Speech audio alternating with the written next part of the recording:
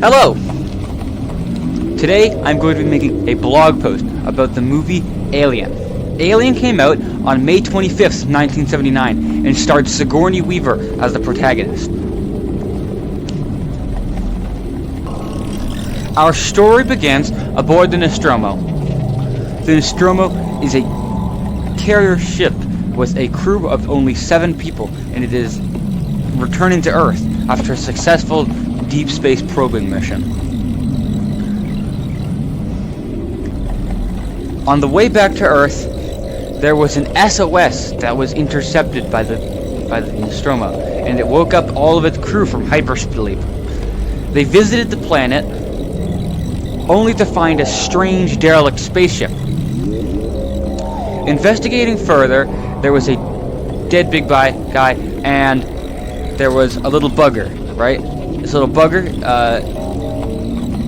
he was hiding in an egg. The little bugger will be represented by this crablet.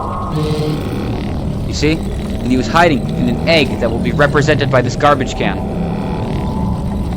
So he jumps out, and he latches onto the guy's face, and the guy, he passes out. Alright? So,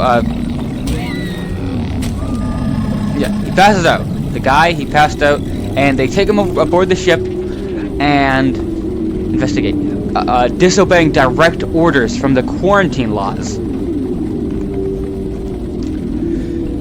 Later, it is found that he is they are having dinner after he wakes up. He seemingly has no repercussions whatsoever, until while they are eating, this creature begins erupting from his chest. He is in visible agony as it bursts through his chest. The creature will be represented by this combat knife,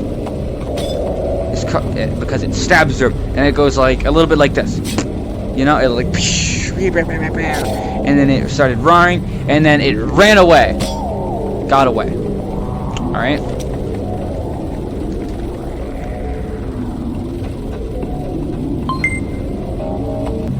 The violent eruption from the chest burster visibly scared the cat on board, Jonesy, and it ran away. So they sent out a crew member to go and find him. Cute cat. Let's go check it out. Oh my gosh! Look, I found the cat. There it is. Look at them. What a good and very good boy. Hi, Jonesy. Unfortunately, aboard the ship, it doesn't end as quickly as that. There is obviously something lurking. Oh man, I wonder why the cat's so scared. Roar!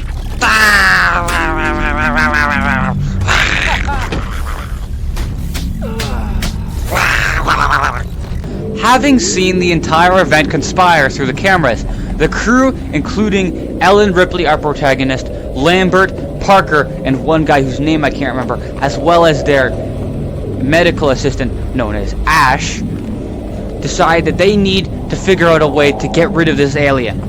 So they send in the guy who I can't remember into the vents to go and shoot the alien out of the airlock through divine trickery.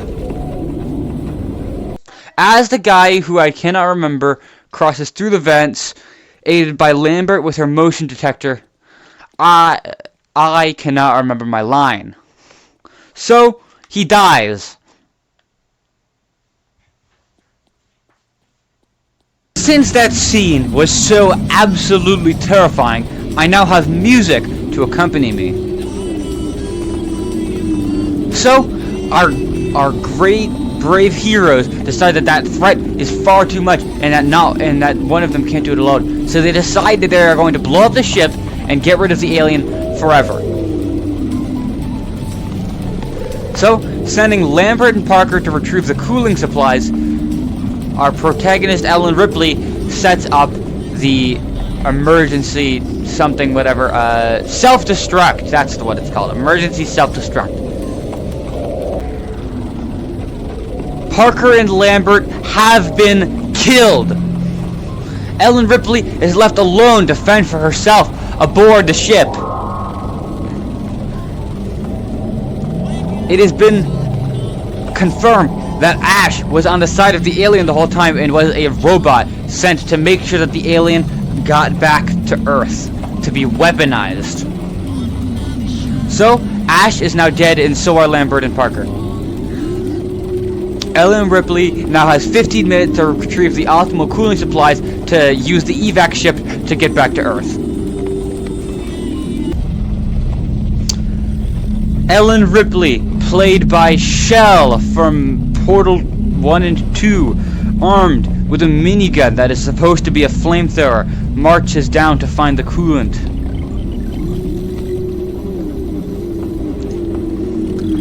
Ellen, now armed with the proper coolant, can return to the evac ship and go back to Earth.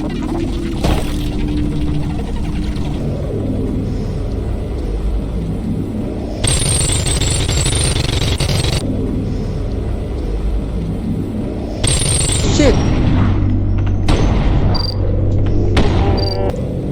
Is she gone? Alright, anyway, she went to the evac ship and began the launching procedures and narrowly escaped. Yeah. Ellen begins her flight, but unfortunately, something is remiss. So she slams the airlock open.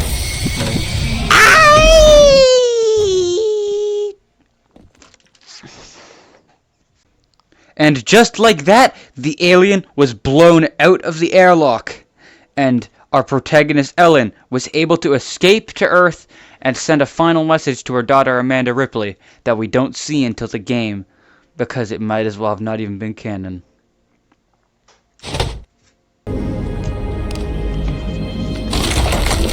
Alright, so, questions now. Did I enjoy this movie? Yes, I enjoyed it a lot. I really do think this is a fantastic movie. Although it does not really have, like, a distinct message, it is, like I said, still very good. I can't remember the third question. Would I recommend it? Oh yeah, no, what was historical about this movie? It was just a really good movie. It didn't have, like, Jurassic Park level special effects, or, like, as, like, shockingly good as, what is it called? Star Wars. But it did have a really cool premise, and the alien is a really wicked cool antagonist. And would I recommend this to anybody, and who would I recommend it to? I would recommend this to just about everybody, since it's just a good watch, and it's just kind of one of those movies that it's real historical, and it's a good movie to get a sense of how great the 80s movies were. Other than that, I hope you enjoyed the video. Have a nice day. Bye.